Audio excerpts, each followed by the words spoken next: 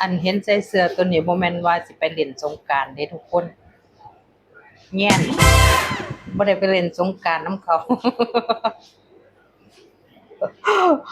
ก็เลยใส่นอนแล้วก็ฝันเอาว่าเจ้าของไปเล่นสงกรานต์ซั้นเด้ช่วงสงกรานต์ก็เฮ็ดแต่งานเนาะจ้ะมื้อนี้เลิกงานไวก็เลยได้มาทักทายทุกคนในยามค่ำๆก็สิทักทายในช่วงแบบว่าเลิกงานตอนออกมาท่าพ่อบ้านก็บ่ได้เพราะว่าหยังทุกมื้อนี่เพิ่นไปไวเพิ่นไปฮอดไวว่าแต่เฮาบอกว่าอันมื้อนี้เลิกทุ่มหนึ่งเด้อไปฮอดประมาณ6:50กว่าๆนี่ล่ะส่งข้อความมาบอกว่ามารอแล้วนะเพิ่นว่าย่าว่าก็เลยบ่มีโอกาสได้อัดคลิปเพราะว่าเวลาเฮ็ดงานเฮาถ้างานเฮายุ่งๆแหน่เฮาก็บ่ค่อยได้ลงโพสต์ลงคลิปเนาะก็คือมื้อนี้ก็พูดถึงว่าขายของดีตั้งแต่ย่าเอาออกมาประมาณทุ่มหนึ่งก็ได้ประมาณ5-6,000แล้วแหละในยอดขายของมื้อนี้อันก็อ่อนซ้อนนำเพิ่นอยู่ดอกยอดขายอันมื้อใดคันเพิ่นขายดีเฮาก็ดีใจเดะล่ะคันมื้อใดขายบ่ดีโอ๊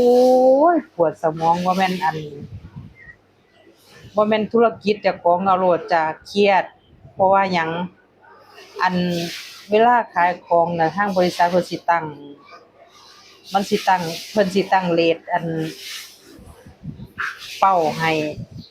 ในแต่ละเดือนเนาะจ้ะถ้าเฮ็ดฮอดเป้าคือว่าถึงเป้าที่เพิ่นตั้งมาน่ะเพิ่นก็สิย่อนเป้าในแต่ละเดือนของเพิ่นว่าเดือนนี้อันสาขานี้ขายได้จักแสนจังซี้ก็สิได้ค่าคอมมิชชันเพิ่มขึ้นมาอีกแล้วบัดนี้ก็ต้องมีหักของคืนนำเดะหักของคืนออกถ้าของคืนเกินยอดขายเฮาได้อยู่แต่ของคืนเกินเพิ่นก็หักตามสัดส่วนแต่ว่ามันก็เป็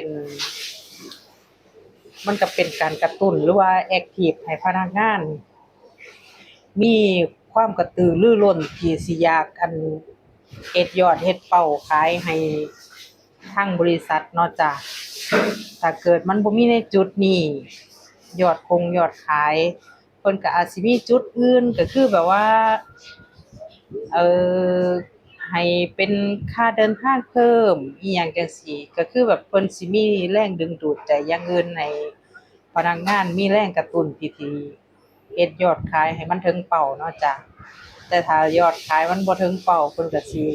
มีคำถามมาแล้วเพิ่นก็ว่าคำถามแรกก็คือมันเกิดอะไรขึ้นเป็นสาเหตุเพราะจากหยังเป็นนำหยังจั่งขายบ่ได้เป็นนำหยังลูกค้าจั่งบ่ย่างเรื่องเหตุบ้านการเมืองก็มีผลเด้อจ้ะทุกคนเวลาขายของก็ต้องเบิ่งพร้อม